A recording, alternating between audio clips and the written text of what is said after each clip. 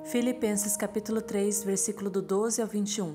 Está escrito: não estou querendo dizer que já consegui tudo o que quero ou que já fiquei perfeito, mas continuo a correr para conquistar o prêmio, pois para isso já fui conquistado por Cristo Jesus. É claro, irmãos, que eu não penso que já consegui isso. Porém, uma coisa eu faço: esqueço aquilo que fica para trás e avanço para o que está na minha frente. Corro direto para a linha de chegada a fim de conseguir o prêmio da vitória. Esse prêmio é a nova vida para a qual Deus me chamou por meio de Cristo Jesus. Todos nós que somos espiritualmente maduros devemos ter essa maneira de pensar. Porém, se algum de vocês pensam de maneira diferente, Deus vai tornar as coisas claras para vocês. Portanto, vamos em frente na mesma direção que temos seguido até agora.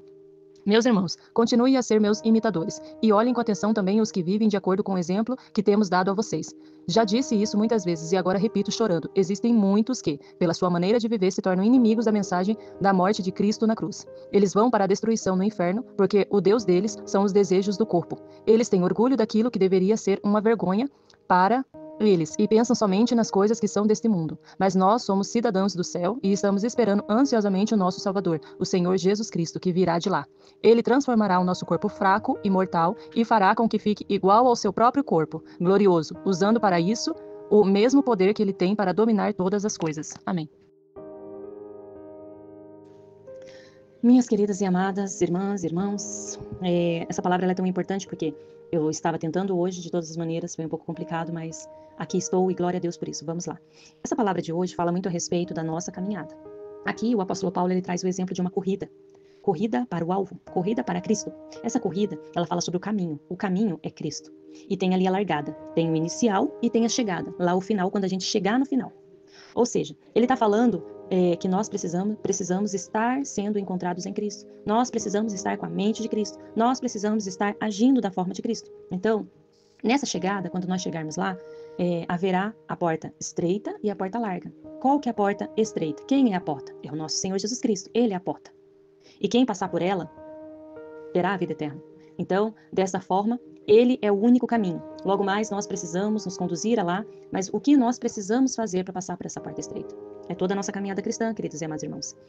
Nós precisamos crer que Jesus é o Messias, e quando nós cremos que Jesus é o Messias, é aquele que virá, é o Filho do Senhor que virá para salvar toda a humanidade e que vai trazer a eternidade.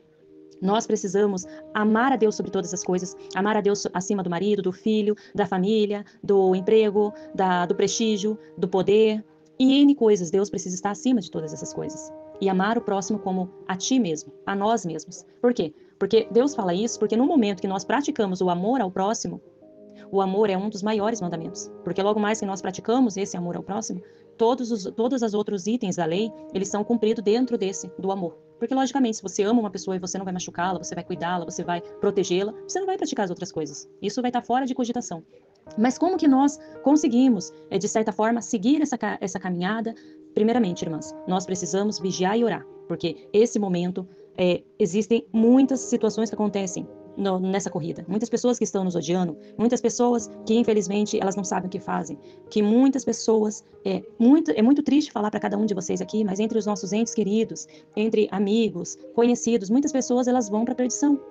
E isso não está no nosso controle. Nós precisamos fazer a corrida, nós precisamos levar boa nova para cada pessoa que ainda não conhece o Evangelho. Existem muitas pessoas no mundo que são as Dráculas perdidas. O que é uma Drácula perdida? É alguém que não está no caminho do Senhor e precisa voltar.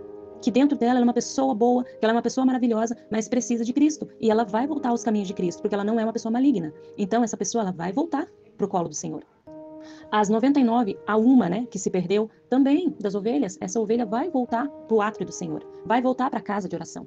E aí nós vamos vendo cada pessoa que está no mundo, nós temos uma caminhada particular com Deus, que nós precisamos buscar, mas nós precisamos orar por todos aqueles que estão na nossa casa. Em João, capítulo 6, versículo 13 ao 17, está escrito assim: eu escrevo essas coisas a vocês que creem no Filho de Deus, para que vocês saibam que têm a vida eterna.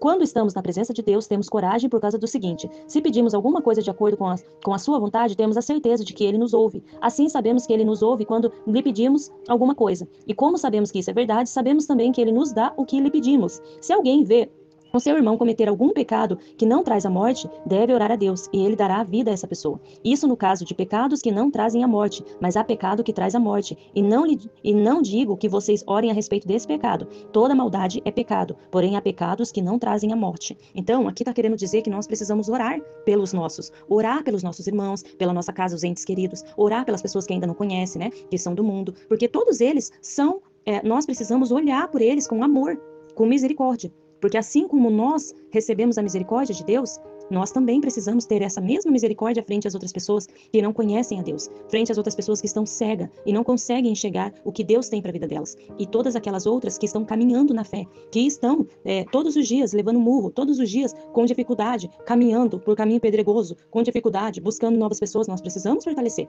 Nessa caminhada, vocês imaginem, nós estamos indo para o alvo que é Cristo, e aqui tem as nossas famílias, tem os nossos conhecidos que não conhecem da palavra, e ainda acima de tudo, tem as pessoas da nossa própria família. Mas um pai não salva um filho não salva um pai, mas essa corrida é para todo o cristão, todo aquele que reconhece que Jesus Cristo é o Messias. E todos aqueles, os pacificadores, serão chamados filhos de Deus. O que é o pacificador? Vocês imaginem assim, dentro do mundo existe todas as situações de divisões, de dificuldade. Quem é o pacificador nisso? É aquele que durante as discussões, durante as divisões, ele vai lá e ele acalma, ele traz palavras de sabedoria, ele traz reflexões para as pessoas pelas quais elas entendem que aquilo ali é equivocado, se dividir é equivocado, brigas é uma coisa que não dá futuro para ninguém.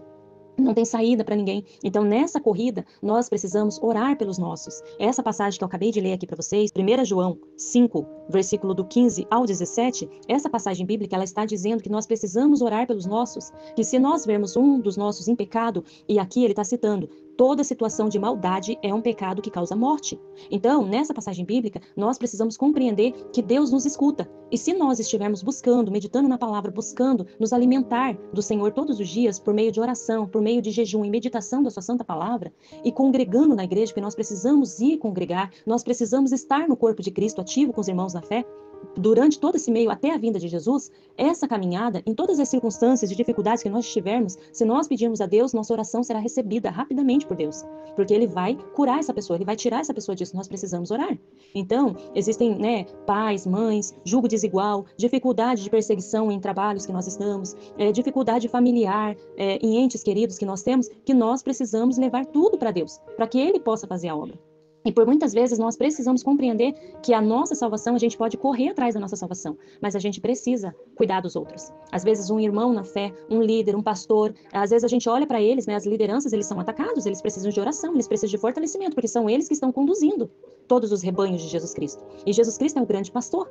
Não existe padre, não existe presbítero, não existe missionário, não existe profeta, não existe todas essas áreas que são maiores que Cristo. Não existe. Ele é o dono da vinha, ele é o dono da casa de oração, ele é a cabeça. Então, logo mais, todas essas pessoas são conduzidas por ele. Mas nós precisamos orar pelo fortalecimento dos nossos irmãos. Nós precisamos orar pelo fortalecimento da nossa casa. Colocar toda a nossa casa abaixo do Senhor. E principalmente, nós precisamos orar para que nós consigamos estar em constância, em total entrega e obediência ao nosso Senhor para conseguir fazer essa caminhada, porque não é fácil. Essa caminhada, ela é sacrificial, mas a esperança de vida eterna e estar na Nova Jerusalém é uma bênção para cada um de nós. É a certeza de que aquilo que foi tirado em Adão e Eva, que era maravilhoso, o primeiro plano do Senhor, esse plano é ainda mais perfeito. Porque nós retornamos novamente ao primeiro plano. E estaremos, conforme o que aconteceu com Jesus Cristo, vai acontecer conosco. Nós sofreremos a transfiguração. Esse corpo, ele será transformado. Aqueles que desceram às sepulturas, eles serão chamados primeiro. E logo mais acontecerá tudo aquilo que aconteceu frente aos olhos de Ezequiel. O profeta Ezequiel, ele viu naquele momento toda aquela situação de ossos secos se transformando novamente. Tudo ali aconteceu uma transfiguração aos olhos do profeta. E é isso que vai acontecer. E todas as pessoas que estiverem aqui serão arrebatadas. Duas pessoas estarão no campo, uma será ceifada e será puxada para Deus, duas pessoas estarão na cama, uma subirá, outra ficará. Então, nós precisamos caminhar, direcionar e olhar para Cristo, porque Ele é a nossa luz. Então, nós precisamos nos direcionar para lá e ter a certeza de que essa vida eterna nos será entregue novamente como grande prêmio. quando nós chegarmos lá na largada. Mas haverá muito sofrimento, muita tristeza, porque não é fácil nós vermos pessoas, nossos entes queridos, que muitas vezes não querem saber de Deus. Nós precisamos continuar orando por ele, porque não é proibido, Deus não... Assim como existe aqueles que serão convertidos, aqueles que, tipo, nos últimos minutos do segundo tempo, no finalzinho, ele se converteu a Deus. Eu quero seguir a Deus e não vai se desviar. Então a gente só não pode desistir. Vigiai e orai, pois não sabe a hora que o Senhor de vocês voltarão. E enquanto nós estamos conversando aqui, todos estão numa largada, essa corrida chamada vida cristã, ser um servo do Senhor, buscando o caminho da Nova Jerusalém. Amém? Graça e paz no nosso Senhor Jesus Cristo que vive.